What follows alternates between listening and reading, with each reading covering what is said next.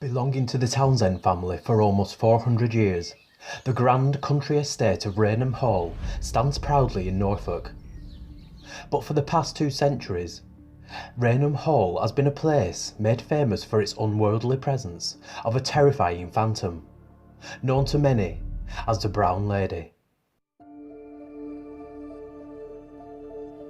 It was the year 1713, and Viscount Charles Townsend of Raynham Hall married his sweetheart of many years, a Lady Dorothy Walpole. The couple went on to have 7 children, and lived here happily, until Charles discovered that Dorothy had once been the mistress of notorious ladies' man, a Lord Wharton. Although the affair was many years before their marriage, Charles Townsend was furious with his wife, and he decided to lock her away within Raynham Hall, forbidding any contact with the outside world or even her own children.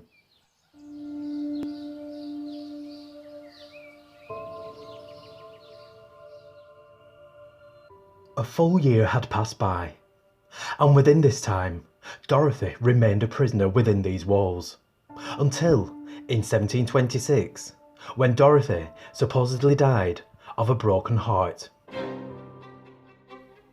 But it has been suggested that Dorothy was pushed down the stairs and broke her neck. Over a century later, a descendant of Charles Townsend was holding Christmas celebrations at Raynham Hall, when 2 guests witnessed a chilling encounter. Both guests were returning to their bedrooms after the Christmas celebrations, but as they made their way up the main staircase, they saw an unfamiliar lady. The pair were just about to greet the lady until they realised that her face seemed to be glowing, and only empty sockets where her eyes should have been. Terrified, both guests soon informed the other remaining guests of their unexplainable encounters on the staircase, and soon learned that many of these people before them had also witnessed the same ghostly lady throughout the years. Rumours of the sightings began to spread, and through time, more and more visitors, including the staff, were witnessing ghostly manifestations of the Brown Lady, resulting in some staff fleeing the hall in absolute terror.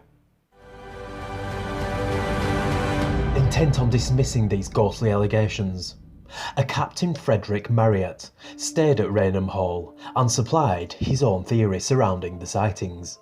Known for his bravery and rational attitude, Frederick suggested that somehow the ghostly lady was staged by smugglers. Captain Marryat vowed to expose the criminals and prove once and for all that Raynham Hall was not haunted. But one evening, while returning to his room, Captain Marryat, along with 2 other men, were stopped in their tracks. When approaching them was a mysterious lady holding a lamp. Slowly moving towards the 3 men, the figure of the lady in the brown dress provoked terror as she grinned at them in a diabolical manner. Terrified, Captain Marryat drew out his pistol and fired straight at the apparition, the bullet going straight through her and into the door behind. The ghostly lady just simply disappeared. After this encounter, Captain Marryat was convinced that the Brown Lady was identical to a 100-year-old portrait in his bedroom, this being the portrait of Lady Dorothy Walpole.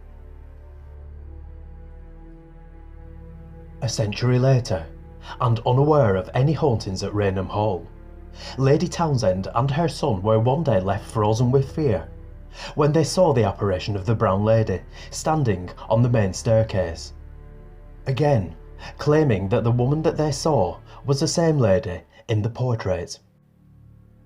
It wasn't until 1936, when yet another reappearance of the Brown Lady would maybe prove once and for all of her existence, as her ghostly image was finally made visible for all to see. A photographer and his assistant were sent here in 1936 to take pictures of Raynham Hall for Country Life magazine. Whilst taking photographs of the staircase, the photographer's assistant yelled uncontrollably, claiming to have seen an unexplainable figure manifesting on the stairs. The photographer looked through his viewfinder but couldn't see anything, but he continued to take more photos. On later inspection of the photo plates, there was indeed a ghostly figure on the stairs. The photograph was later examined by experts, all confirming that the photo was genuine and not faked in any way. Several months later, and 200 years after the very first sighting of the Brown Lady, this photograph was published in Country Life magazine for all to see. The Brown Lady of Raynham Hall has never been seen since, but her appearance seems to be spaced apart by about 100 years, so maybe we haven't got too long to wait before her reappearance terrifies us once more. 'Cause I believe in you.